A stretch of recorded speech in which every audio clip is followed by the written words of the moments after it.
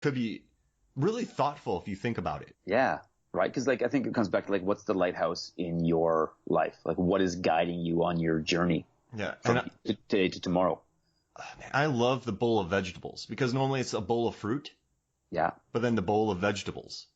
Right. And that was actually a nod to Dolph Lundgren's diet at the time.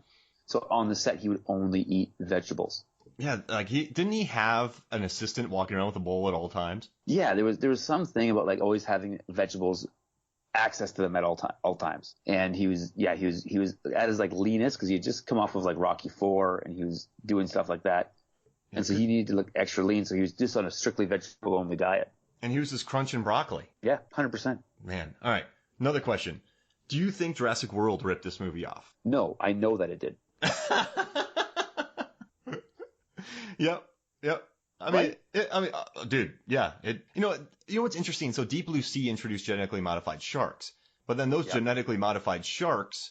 So it basically, all right, it was a weird progression of, all right, so this movie happened, Jurassic Park, Deep Blue Sea kind of took the elements of those, and then Jurassic World took the elements of Deep Blue Sea and sharks in Sweden. Right. Exactly. That's what happened.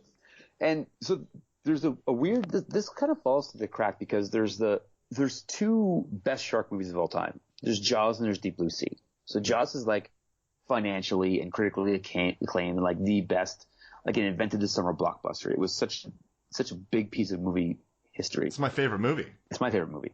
What? Jaws is my all-time favorite movie. Have we had this conversation before? I don't think so. Man. So the reason I say it's my all-time favorite movie is because every time I watch it, I like it more. Absolutely. There's so much to it. So many layers, so many character moments, so much minutia. I mean, so well filmed. Every time I watch it, I get impressed with a new shot. Right. Oh, exactly. Like the shot of him on the beach and people walking in front of him, and every time they walk by him, it gets closer. Yeah. Like Spielberg. Oh, so good. The dolly track. I read the Jaws log about the making of it. Oh, man. One of my favorite books. Nice. It's one of my students all know about it. They whenever they answer like, "Hey, what's your favorite movie?" They go Jaws because you like it. Right. I'm gonna go buy that book today, the Jaws log. We should do a pod about Jaws and the Jaws log. Oh, is that too good for us? No. So here's what our pod needs to be: Jaws the franchise. Oh wow! Because I don't want to talk about 3 and 4 for an hour, so I think it's almost perfect. But they need to be talked about. Yeah. Oh, absolutely. Right. So, I think from 4 has my favorite quote of all time. It's not in the movie, but about the movie. It's when I think it was Johnny Carson asked Michael Caine. He's like, "Yeah, so you just did Jaws 4. What'd you think of that movie?" And Michael Caine's response was, "I've never actually seen that movie. I've just seen the house it bought me." Yeah, I love that line. He couldn't even pick up his Oscar when he won it. Because he's filming Jaws 4. So I wrote an article. I tracked all the sharks' movements, and we can talk about it on the pod. I love that. And Jaws 4. So the Jaws franchise will be our summer blockbuster pod. All right, sounds good. And then another question. So there's a scene in this movie where Drago is swimming around, and Dolph doesn't really ride it, but he kind of rides it. He kind of pulls a Carter from Deep Blue Sea, but both his legs are kind of straddling the shark. Yeah, it's kind of half Carter, half Aquaman. Did you? I guess it works because it's going after the blood of Keith David? Yep. So essentially Jeremy Irons kills David Keith, and the shark picks up on it and starts swimming towards the blood. Dolph hops a ride on him, and then we get the final fight between Irons and Dolph. Right. Now, Irons was shredded. He was tank for this movie. He gained like 20 pounds of muscle. Did you know that? Yeah, well, I think it's got to be something intimidating to be like, I'm going to be fighting against Dolph. And I think we talked about this with movies like Cliffhanger and with movies like Commando. Taken 2. But in Commando, Liam Neeson fights that little guy at the end. Right. And you're like, there's no way that John Lithgow is going to compete with Stallone. No way. And there's no way that, fat Freddie Mercury is going to compete with Schwarzenegger. A sock stuffed with marshmallows is what the stunt coordinator called them. Right. But because those guys are actors first, they sell it. And they're like, okay, but Jeremy Irons, I think he's like, I'm going against Dolph. I need to be reasonably fit to be believable. It's just like William Dafoe in Spider-Man. Yeah, he got jacked. He got jacked to be the Green Goblin. I don't even think so. During his fight with Stephen Baldwin hurts Dolph's knee. Right. And so Dolph goes into the fight with Irons with a bad knee. But I don't think they needed it because Irons was ripped up. No, and yeah, so but again, when they were writing the movie, they didn't know he was going to come to the set jacked like that. Yeah, they had to completely restructure his turtlenecks. Yeah, absolutely. They were not happy. No. And Dolph wasn't happy because Irons had a better six-pack than him. And remember in Great Escape, how Steve McQueen hated how great James Garner looked in his turtleneck? Yep. Yep. He had a great sweater, great turtleneck. And Steve McQueen is a guy who's like great actor, great movies, seems like a real dick. Yeah. I mean, so they ended up giving him the motorcycle scene because he was mad that James Garner looked so sweet in that turtleneck. Yeah. And so, I don't know, man. Also, you know who looks great in a turtleneck is James McAvoy in the Split and Glass movies. Yep. I think there's something about a turtleneck that highlights traps and shoulders. Yeah, I think it's just it's a unique look. I think the best turtleneck in cinema history was Michael Keaton in Batman Returns. Oh, what a great turtle. That's my favorite superhero movie. No, Unbreakable's my favorite. And, you know, that, I'm pretty sure Sam Jackson wears a turtleneck in Unbreakable. I'd have to look that up. But right. So sorry to bunny trail here, but, you know, we do that. Actually, what we call it on Movie Films and Flix isn't bunny trailing it. We're calling it Peter Rabbiting. Listen to that pod. People love that pod. Well, why wouldn't they? It's got everything. Literally. But just in the last couple weeks, I realized that they are released, like it's in theaters now, but there's a sequel to the 98 Shaft movie. Yeah, it's with Richard Roundtree, Jackson, and I forget the name of the new kid. But that just seems like a little late to the game, and that movie was a flop. It just seems like a very bold choice to be like, that's the movie for this summer. It's another Shaft movie. Yeah, it didn't do too well, which bums me out because Regina Hall's in it, and she's great. Right. It's bad. You know what's weird? I'm mad that a Shaft movie tanked because Regina Hall was in it. It is a neat sentence. Yeah. Yeah. I don't know. Yeah, that seemed to come out of nowhere for me. What?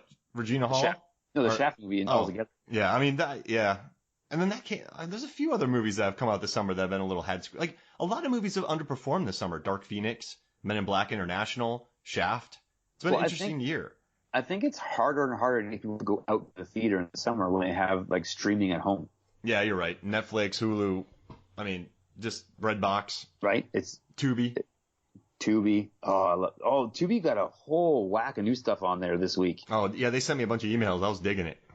Yeah. I was like, Drillbit Taylor? I watched that. How was that?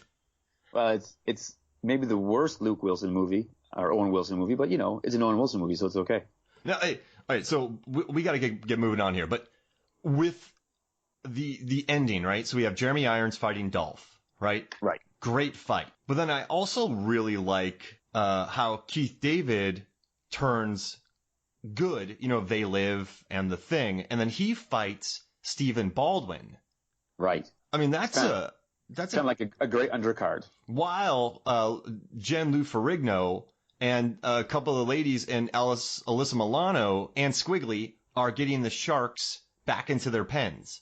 So you have three cuts, like the ending, it's basically three different like remember Return of the Jedi where Luke is fighting the Emperor and Darth Vader, and then you have the Star Death Destroyer battle, Death Star, yeah, Death Star, and then you have on Endor, the battle there. That's exactly what this was.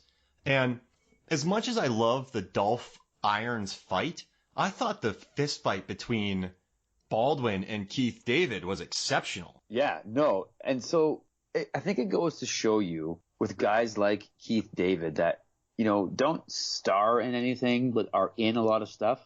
You need to be a super diverse actor for that, right? You almost need to be a song and dance man to pull off the supporting character pieces.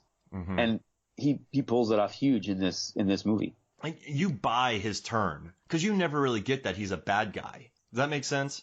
Yeah.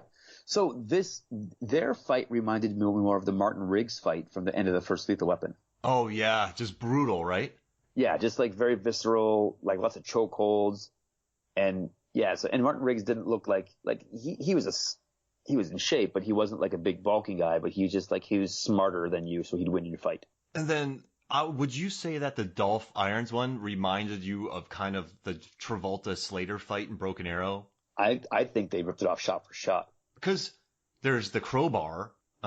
There's, they're like, it ends up with Irons being kicked out into the fjord and then trying to swim to the surface and his lungs collapse. I mean, it's brutal. So did you not think the whole time? So the whole time watching the movie, I'm like, what shark is going to get Irons? Yep.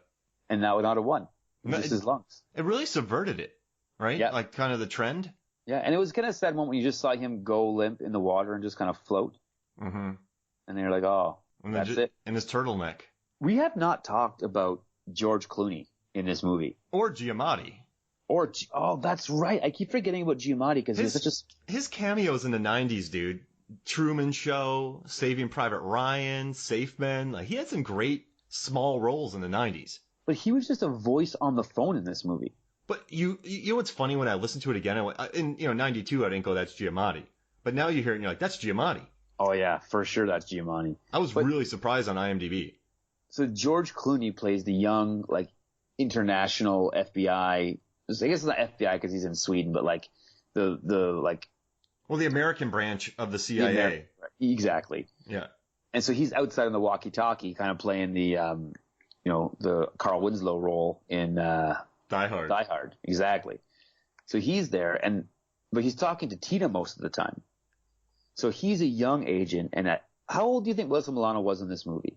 I'm gonna Google it right now. Yeah, 16, maybe 18.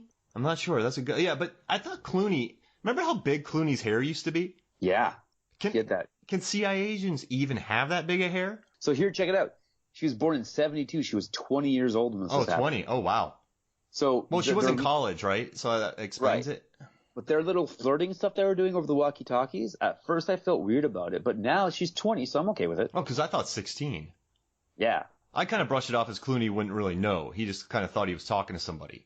There was a movie starring Mark Hamill and Dennis Quaid called The Night the Lights Went Out in Georgia. And it's also got Christy McNichol in it. And is this a real movie? Dude, The Night the Lights Went Out in Georgia. Never heard of it. Yeah. It's Christy McNichol, Mark Hamill, and Dennis Quaid. Wow.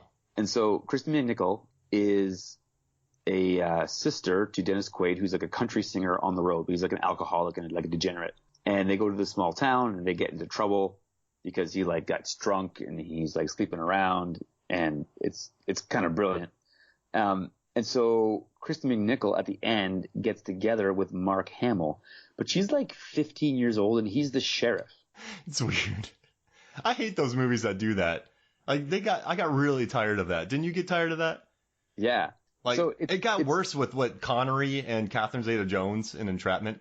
Yes, but they're both adults at that point in time. Yeah, it's true. Not 15. And Christy McNichol's name is Amanda Child. Oh no. Right? Like that's so crazy. But I guess we feel better about this now that we know she's 20. Yeah, the Alyssa Milano one, yes, 100%. He dumped a lot of exposition though, Clooney, in this movie. Agent Smits. Agent Smits. I mean, he just did you really need to know what Lars Landa had been up to the past 3 years? I didn't care. Did not care. Like something about, didn't he he took some terracotta soldiers from China, then he took them to South America, then he sold them to the remaining Nazis in Argentina to get money to pull together his old crew to then open up a riveting business to sell them to this art gallery. And that's so much. I think it goes back to our old statement of what can you do with 100 million you can't do with 10. Yeah, you're right. Right? Like the whole cliffhanger financial arc. Yeah.